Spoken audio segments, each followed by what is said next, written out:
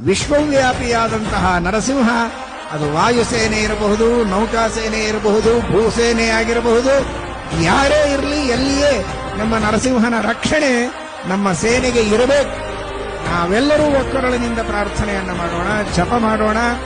ಯಾವುದೇ ರೀತಿಯ ವೈಯಕ್ತಿಕವಾದ ನಿಮ್ಮ ಕಾರ್ಯಗಳಿಗೆ ಎಷ್ಟು ಬೇಕೋ ಅಷ್ಟು ಸಮಯವನ್ನು ಕೊಟ್ಟು ಇನ್ನುಳಿದದ್ದನ್ನು ನಮ್ಮ ದೇಶದ ರಕ್ಷಣೆಗಾಗಿ ನಮ್ಮ ಪ್ರಾರ್ಥನೆ, ನಮ್ಮ ಜಪ, ನಮ್ಮ ಸಾಧನೆ, ಈ ತರಹದ ಒಂದು ಹೊರಗಿನಿಂದ ಇರುವಂತಹ ಯಾರಿಗೂ ಕಾಣದ ಈ ಆಧ್ಯಾತ್ಮಿಕ ಕವಚ, ಬೇರೆ ಕವಚವನ್ನು ಅವರು ಭೇದನ ಮಾಡಬಹುದು, ಈ ಆಧ್ಯಾತ್ಮಿಕ ಕವಚವನ್ನ ಭೇದನ ಮಾಡಲಿಕ್ಕೆ ಆಗೋದಿಲ್ಲ. ಆ ಕಾರ್ಯವನ್ನ ನೀವೆಲ್ಲ ಮಾಡಬೇಕು. ಅಂತಹ ನರಸಿಂಹದೇವರ ಒಂದು ವಿಶೇಷವಾದಂತಹ ಕೃಪೆ, ಅನುಗ್ರಹ ಪ್ರಜೆಗಳ ಮೇಲೂ ಇರಲಿ, ಸೈನಿಕರ ಮೇಲೂ ಇರಲಿ, ಸೇನಾಪತಿಗಳ ಮೇಲೂ ಇರಲಿ, ಮಂತ್ರಿಗಳ ಮೇಲೂ ಇರಲಿ, ರಾಜರ ಮೇಲೂ ಇರಲಿ ಎಂಬುದಾಗಿ ನಾವು ವಿಶೇಷ